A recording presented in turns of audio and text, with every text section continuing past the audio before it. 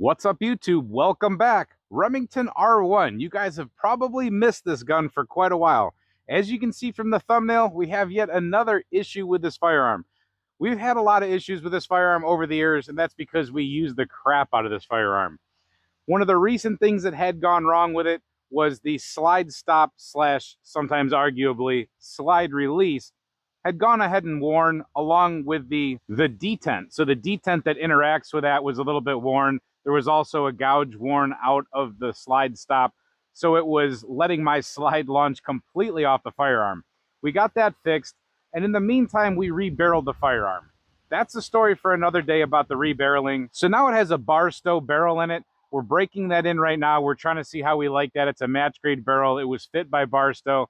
It doesn't like all of my hand loads right now, I can tell you that. But again, that's a story for another day. What I want to talk about today, though, is a really big safety issue with this gun.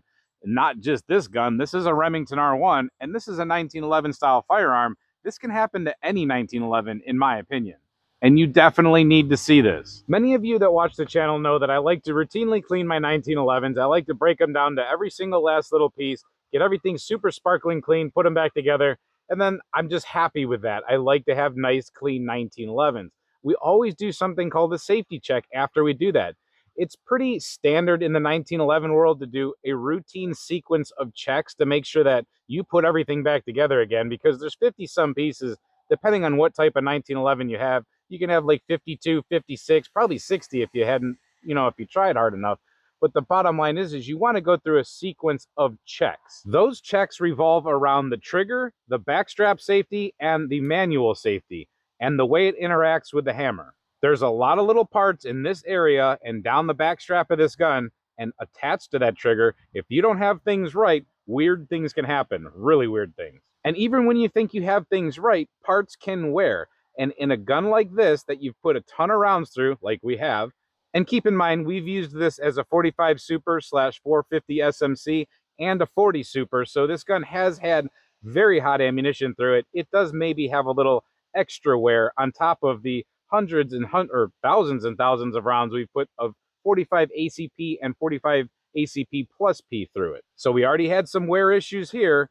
Well, we ended up having some wear issues back here, and I'll show you how it presented itself. So I may be doing this a little bit out of order, but the way that I safety check a firearm, a 1911, after I put it back together, first things first is put the safety on, don't touch the backstrap safety, and just pull the trigger and see what happens after the firearm has been racked back and the hammer is back. It's an empty firearm. There is nothing in this chamber, so it's you definitely want to check that first. But nothing touching the safety, nothing touching the safety, and it is engaged. Pull the trigger, nothing should happen.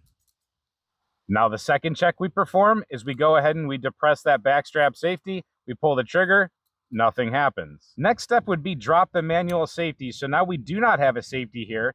We want to make sure that this backstrap safety will go ahead and work by itself. So we do not touch that, but there is no safety engaged up here, and we pull the trigger. Nothing should happen. Now my issue arose when it very surprisingly on me, after performing the first couple checks, I went to drop the safety to go ahead and perform the last check, and boom, the hammer went down. I'll show that to you again. Hammer goes back, safety goes on. Now the only thing that I had done in between that process was I was already doing the other checks, so I had mashed on that hammer a little bit. And you can see that the hammer goes down upon dropping that safety. Holy crap. So that translates to, what if you had manipulated that trigger a little bit, but the gun was unsafe, and then you dropped the safety, and that hammer went ahead and did what it did? I don't know if it'll fire. We're going to put that to the test, but it's enough to make you half crap your pants. This firearm has had its safety manipulated over and over and over again. I practice my draws, and I practice taking the safety off nonstop. When you have a 1911, this is just something you habitually do. It's basically the fidget spinner of the gun world. So after the lifetime of a 1911 having this happen, you will have worn parts. Now keep in mind, we're on a closed private range. We are professionals. We have safety equipment on standby, and this is generally not dangerous because we're pointing at a safe direction, or in other words, we have a safe backstop, the earthen background. I have here loaded what I think is some sort of a spear gold dot type of round. It's just a random piece of 45 ammunition I had laying around. I have 2 of them loaded up because I actually want to see something else with this firearm. to do with 2 rounds. That's loaded, that's seated securely. What I'm going to do is I'm going to go ahead and I'm going to chamber around, because like I said, I wanted to know if this would happen if you just randomly were carrying around and decided to drop the safety after you manipulated the trigger.